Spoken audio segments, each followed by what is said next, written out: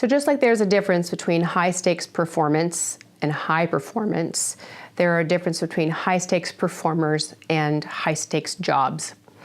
So by definition, a fire service person has a high stakes job.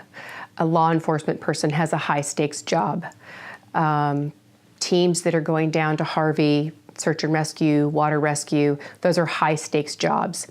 However, not every one of them is a high stakes performer because they haven't received the kind of training to bring them to the level where they can perform as a high stakes performer.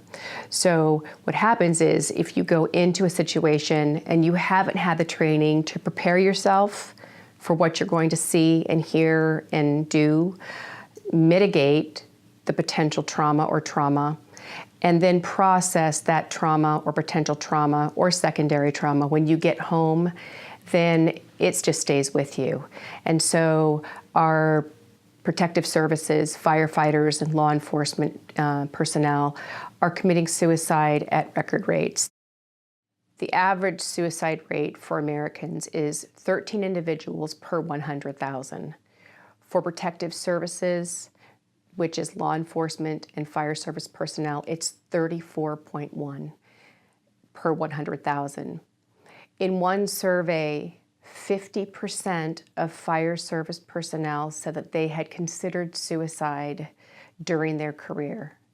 That makes it nearly the norm. So we're not doing what we can for first responders, for fire service personnel, for law enforcement in terms of their own trauma and vicarious trauma, and I think we could do more.